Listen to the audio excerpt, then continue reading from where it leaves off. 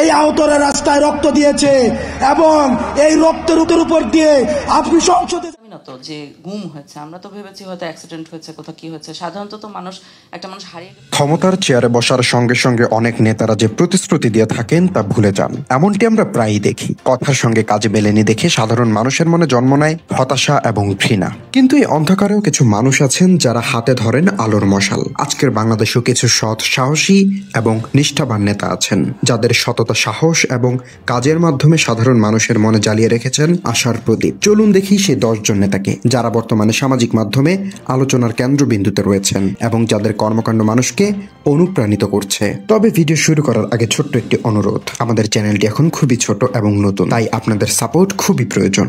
এজন্য অনুরোধ থাকবে ভিডিওটিতে একটি লাইক দিয়ে চ্যানেলটি সাবস্ক্রাইব করার। এনসিপির 3টে অপরাধ, নাম্বার 1 সে জুলাইকে কুক্ষিগত করেছে। ঠিক 71-এ মুক্তিযুদ্ধ যেভাবে গোলাম মর্তুজা।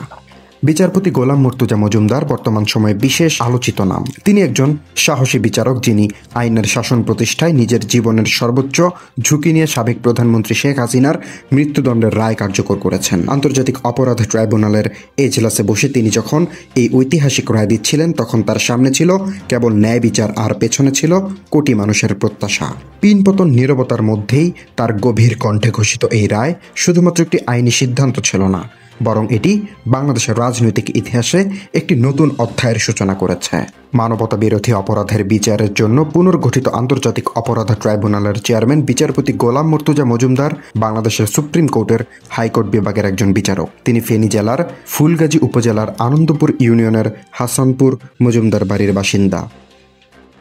বিচারপতি গোলাম মর্তুজা মজুমদারের নেতৃত্বে এই আন্তর্জাতিক অপরাধ ট্রাইব্যুনাল জুলাই গণঅভ্যুত্থানের সময় সংগঠিত মানবতা বিরোধী অপরাধের ঘটনায় করা মামলায় ক্ষমতাচ্যুত ফ্যাসিস্ট প্রধানমন্ত্রী শেখ হাসিনা ও সাবেক স্বরাষ্ট্রমন্ত্রী আসাদুজ্জামান খান কামালের মৃত্যুদণ্ড দেওয়া হয়।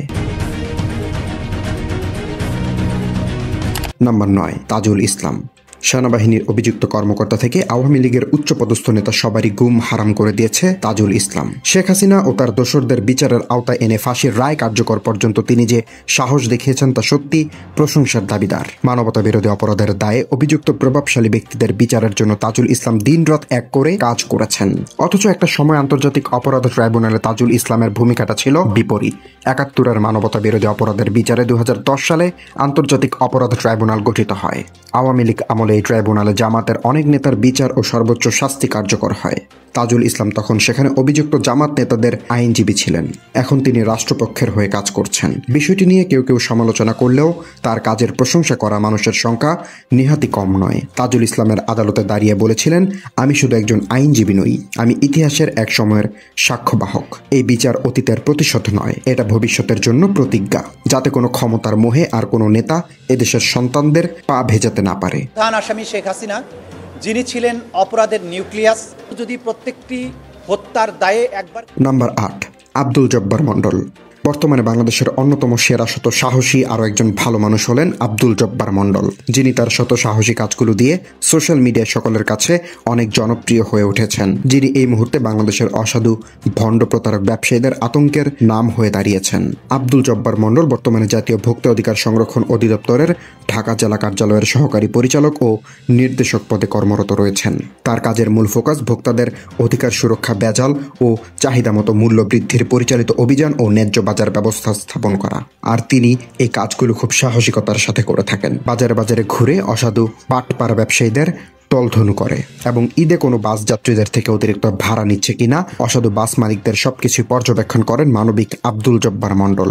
তবে এমন মানুষ যদি পুরো বাংলাদেশে ছড়িয়ে থাকতো তাহলে হয়তো এই দেশটাতে এত দুর্নীতি হতো না। যাই হোক, আপনারা কে কে সৎ ও সাহসী আব্দুল জব্বার মণ্ডলকে পছন্দ করেন কমেন্ট সেকশনে জানাবেন। আপনি ওই যে রং মিশ্রিত জনস্বাস্থ্যের জন্য হুমকি হতে পারে এমন ডাল বিক্রি করছেন কেন বলেন? এরপর রয়েছে ডক্টর নাবিলা ইদ্রিস। তাকে এখন গুম কমিশনের মস্তিষ্ক বলা হয়, কারণ তিনি শুধু তথ্য সংগ্রহ করে না, তিনি নীতি নির্ধারক, কাঠামোগত বিশ্লেষণ এবং রাষ্ট্রীয় দায়বদ্ধতার জন্য মানচিত্র আঁকেন। সম্প্রতি 24 জন সেনা কর্মকর্তাদের বিরুদ্ধে গ্রেফতারি পরোয়ানা জারির পর চারিদিকে একটাই শব্দ, কার মাধ্যমে এত বড় দুঃসাহস অভিযান সম্ভব হলো। জানলে অবাক হবেন, এই মিশনের নৈপথ্যে ছিলেন গুম কমিশনের সদস্য ডক্টর নাবিলা ইদ্রিস। তিনি শুধু তথ্য সংগ্রহ করেননি, গুপ্তচরের মতো সেনাবাহিনীর ভেতরের গোপন তথ্য খুঁজে এনেছেন। ডক্টর নাবিলা ইদ্রিস সর্বপ্রথম আলোচনায় আসেন যখন তিনি প্রধান উপদেষ্টা ও ডক্টর ইউনুসের সঙ্গে ডিজিএফআই এর কুখ্যাত আয়নাঘর পরিদর্শন করেন। সেদিনই ডক্টর ইউনুস ও তার প্রেস সচিব নাবিলা ইদ্রিসের কাজের প্রশংসা করেন প্রকাশ্যে। এরপর গুম তদন্ত কমিশন প্রকাশ করে এক প্রামাণ্য চিত্র, যেখানে দেখা যায় গোপন বন্দিশালা থেকে শুরু করে গুম হওয়া ব্যক্তিদের ভয়ঙ্কর জীবনযাপনের দৃশ্য, আলামত ধ্বংসের ঘটনা এবং আইনি প্রক্রিয়ার লড়াই সবকিছুই নথিভুক্ত করা হয়েছে প্রমাণসহ। জানতামই না তো যে গুম হয়েছে, আমরা তো ভেবেছি হয়তো অ্যাক্সিডেন্ট হয়েছে, কোথাও কি হয়েছে। সাধারণত তো একটা মানুষ হারিয়ে গেলে। Number 6, doctor Mohammad Yunus.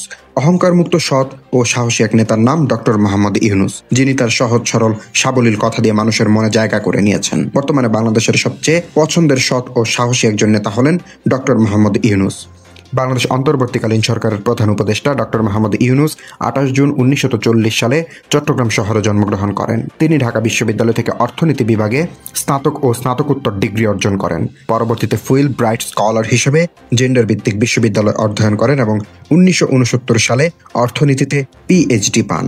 জুলাই গণঅভ্যুত্থানে বাংলাদেশ যখন অভিভাবকবিহীন হয়ে পড়েন, তখন ডক্টর মোহাম্মদ ইউনুস এই বাংলাদেশের সকল দায়িত্ব নেন। তিনি যদি সেদিন দায়িত্ব না নিত বা অন্য কেউ যদি প্রধান উপদেষ্টার দায়িত্ব পালন করত, তাহলে এই দেশটাকে পুরো বিশ্ব হয়তো কূটনৈতিক চালে নানান রসানলে শেষ করে দিত এবং জঙ্গি রাষ্ট্র হিসাবে পরিচয় দিত।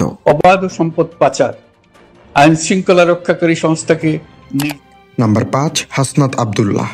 বাংলাদেশের একজন সৎ সাহসী সৈনিকের নাম হলো হাসনাত আব্দুল্লাহ, যার বুকে রয়েছে অদম্য সাহস এবং দেশপ্রেম। জুলাই আন্দোলনে ছিলেন একজন সাহসী সমন্বয়ক, যার প্রতিটা কথা এবং স্লোগানে কেঁপে উঠেছে ঢাকা শহর। এই মুহূর্তে বাংলাদেশের মানুষের কাছে খুবই জনপ্রিয় একটা নাম হাসনাত আব্দুল্লাহ। সামাজিক মাধ্যমে তার প্রতিটা স্টেপ ভাইরাল হয়। আপনারা কে কে হাসনাত আব্দুল্লাহকে পছন্দ করেন কমেন্ট সেকশনে জানাতে ভুলবেন না। আমাদেরকে বলা হয় ফাঁসি পর্যন্ত আমাদেরকে অপেক্ষা করা লাগবে না। নাম্বার 4, জাহাঙ্গীর আলম। বর্তমান সামাজিক মাধ্যমে আলোচনার কেন্দ্রবিন্দুতে রয়েছেন অন্তর্বর্তীকালীন সরকারের স্বরাষ্ট্র উপদেষ্টা লেফটেন্যান্ট জেনারেল অবসরপ্রাপ্ত জাহাঙ্গীর আলম। ক্ষমতার শীর্ষে থেকেও যারা মাটির মানুষের মতো আচরণ করেন আর অমায়িক ব্যবহার কোটি মানুষের মন জয় করে নিয়েছেন। সাধারণত পুলিশ থেকে শুরু করে ঊর্ধ্বতন কর্মকর্তা সবার সাথে তিনি মিশেছেন বন্ধুর মতো। তাদের বেতন কত, পরিবার কেমন আছে, খোঁজ খবর নেওয়ার দৃশ্যগুলো সামাজিক যোগাযোগ মাধ্যমে ছড়িয়ে পড়তেই তিনি হয়ে ওঠেন আস্থার এক নতুন প্রতীক।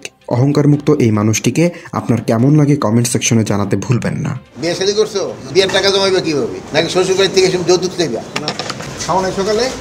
নাম্বার 3, আসিফ মাহমুদ। বৈষম্য বিরোধী ছাত্র আন্দোলনের জুলাই বিপ্লবের অন্যতম এক মাস্টারমাইন্ডের নাম আসিফ মাহমুদ। বৈষম্য বিরোধী ছাত্র আন্দোলনের এই সমন্বয়কের অদম্য সাহস আর জ্বালাময়ী বক্তব্য লাখো ছাত্র জনতাকে এক করতে সাহায্য করেছিল। তার প্রতিটি স্লোগানে কেঁপে উঠেছিল স্বৈরাচারের কলিজা। দেশের মানুষের কাছে তিনি এখন এক জনপ্রিয় তরুণ।